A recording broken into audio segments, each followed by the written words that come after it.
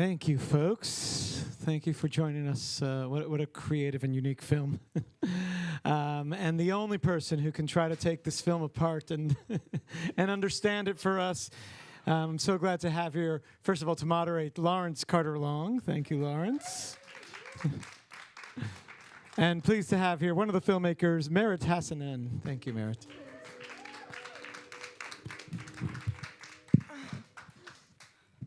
Thank you, everybody, and thank you, Meret. Thanks, Lawrence. So where to begin with this film? I was asked by my partner what I was doing tonight, what the film was, right, that I was moderating. And the way I explained it to her was it's as if Samuel Beckett had written an episode of Black Mirror, right? Which is a compliment. Right? And so, but I don't think people can really appreciate the film unless they understand about the backstory, a little bit more about the backstory and how it got created. Yeah. So why don't we start there? Tell me a little bit. This started as a theatrical production. It So did. tell us a little bit about Back to Back and the process that created the play, and then we'll talk about the film. Yep. So Back to Back is a theatre company made up of an ensemble of actors who all have intellectual disability, and their theatre show, their shadow, whose prey their hunter becomes, was inspired by two things. It was firstly inspired by a discussion the Back-to-Back team had with their actors around language and identity and labels. And the second thing was a New York Times article called "The Boys in the Bunkhouse," which is referenced in the film. which is referenced in the film about the men who were enslaved in the turkey processing plant. And it was long before my time with the company, but there was a big discussion around what that meant. And yeah. So that conversation led to the show being produced as a play. Now, when... Okay, go ahead. And the ensemble devised a work around that particular article, and it wasn't very well received at like a test showing they had. And at the end of the showing, Scott got up and said to the audience, "No, this is what it should be." And they opened up a discussion which eventually led to the theatre play. Okay, and so, I mean, there's so many things in here to unpack, right? Topical issues, and it's sort of this nightmare version of every meeting I've had for the last 5 years, and really, you know, making these nods to the computer in 2001, you know, other films by people like Joaquin Phoenix and John Hamm have sort of done the artificial intelligence thing, but never with the kind of I think acuity and sort of satire, right, that this does, particularly using folks who have intellectual disabilities as the engines of that story, right, to dig into those issues. Anything you want to say about those mechanisms and how they were used? I just think it's a really interesting concept, the rate at which technology advances and the fact that it's become so integral in our daily lives, particularly recently. And so I just think that's a really fascinating concept to explore, and what it means when it becomes so advanced that it starts outsmarting us. Yeah, and chat AI has become an issue in the news recently. When was the play produced and when was the film made? So the play was produced a few years ago. I'm not quite sure on the exact year, sorry guys. But the Boys in the Bunkhouse article was a 2013 2013, so article, 10 years so ago. I think the play was 2015, and the film was produced in 2020. 2020, so it's ahead of its time, I think, in terms of some of the issues with AI that it's addressing. I also want to talk about, you're listed as a producer. Yeah. Bruce was listed as the director. But doing research in our conversation, we had a little conversation this morning. It was a much more collaborative process than that. I wonder if you could talk about how that worked. So the four main actors, Scott, Simon, Sarah, and Mark, co-wrote the script with Bruce over. And I'm talking about the thinner script, and it was a couple-year process.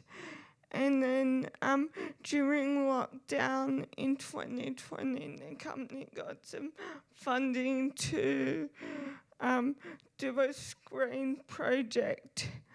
And part of that funding was to run a paid internship program for people with disabilities, and the company chose Shadow, and then it was adapted for screen. Okay, and all of the, I love just how sort of topical it is, right? And it digs, a lot. It seemed to me that a lot of the things that we might think, or at least I'll speak for myself, that I think, right, the quiet voice inside my head, is being spoken in this film. I'm curious to know, so the film was made in 2020. Where has it been screened, and what has the response been? Has it largely been disabled audiences or mixed audiences? How has the film been received by people? The film premiered at South by Southwest last year, and it won an audience award there, and then it's been screened in quite a few Australian festivals. And we should say that Back to Back is Australian. Yeah. Okay. Yeah. And from what I can tell, the audience has been quite a mixture of disabled and non-disabled people. I'm wondering if there are questions from the audience here, because a lot of thoughts. Christine's the first hand I saw. Hi. Hold on, let me take this off. Hi. Congratulations on the film. I was actually fortunate to see the stage production at Under the Radar in Brooklyn in January of 2020, just before the pandemic. And I, if I'm not mistaken, the film has expanded the stage play. Am I right about that? That the script was expanded? Yes. So this, with this stage play, the audience that you see in the film is the actual thin audience. So it's just 4 actors addressing the audience, and so when we wrote the script for the film, we had to work out how to incorporate the audience that would no longer be live into the film itself. One thing that I'm not sure, and please correct me if I'm wrong, Meret. I don't remember the reporter being part of the original stage play. And if I'm remembering that correctly, my question is, I'm wondering what the addition of the reporter did to sort of the lens of the play. Does that make sense? Of the screenplay. rather. Yes, I think again with the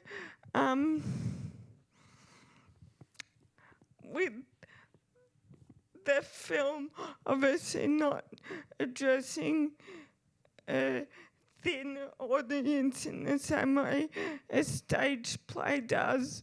They scripted in this documentary team to document the meeting, and part of that was because the production had camera interns, which were actors as well. So, yeah, it kind of got folded in there. Yeah, and my sort of perception of this, not an insider, but as a viewer, I thought the use of the, and I, this is somebody who's worked in media for 25 years, so it really sort of belays where we're at in this world today. Whereas not only do we have AI, the contradiction or the paradox of AI being, something that can support us and be assistive devices and things like that.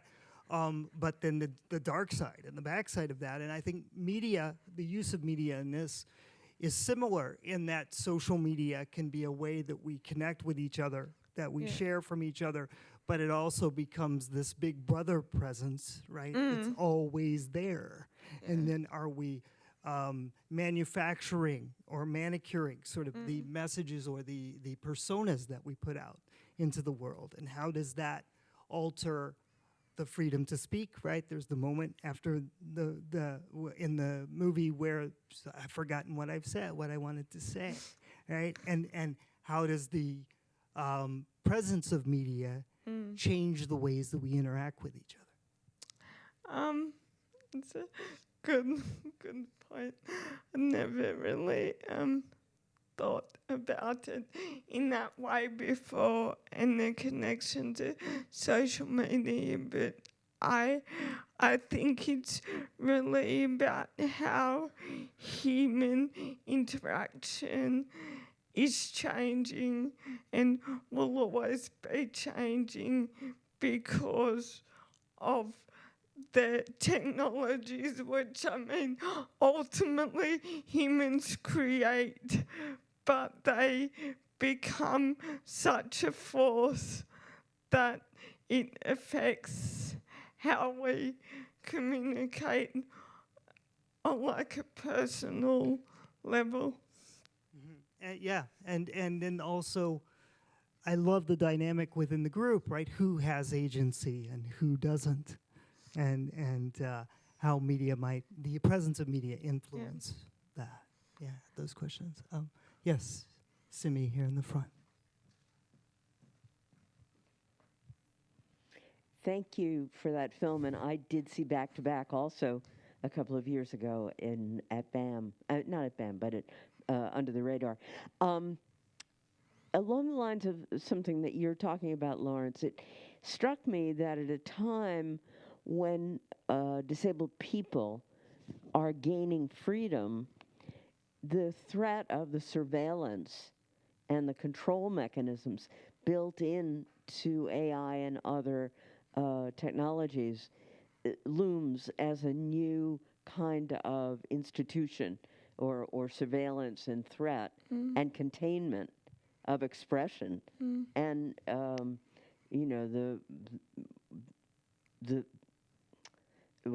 the fact that the machine kept repeating what they said, even when privacy, they sought privacy, it was there. So I felt, there was so much that was ominous in the film, and that was one of the things that creeped me out.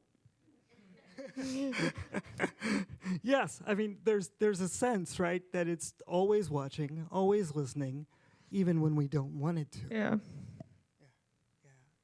Other questions, other comments in the top. it there. Just one moment. Good, how are you?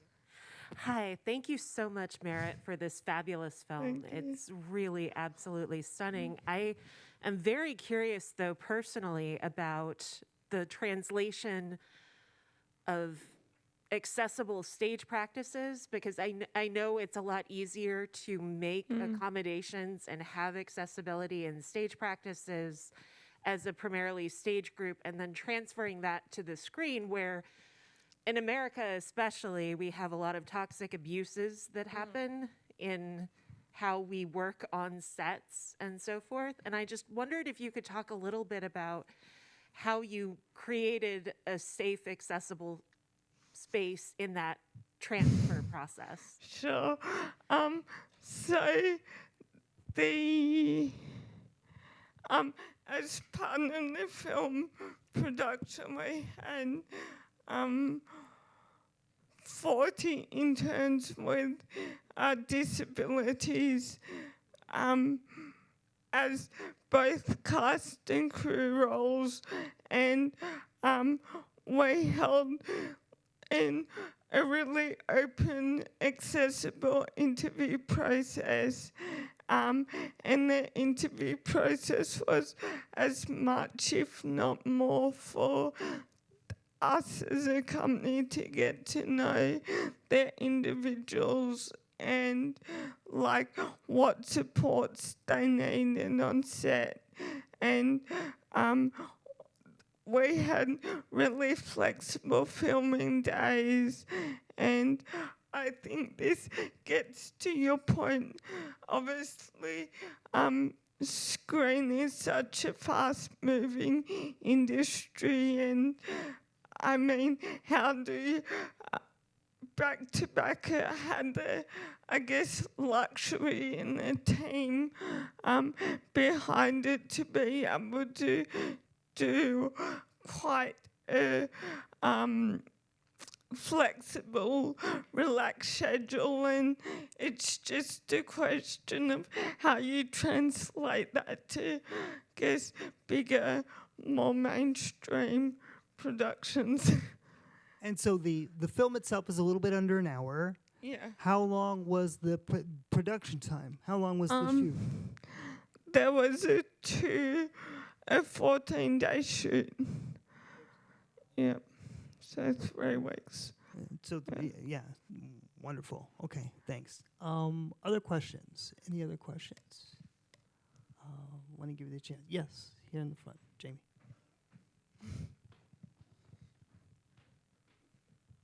Where's the play text available? Where's the? Latex. Oh, like the script. Yeah. On the script.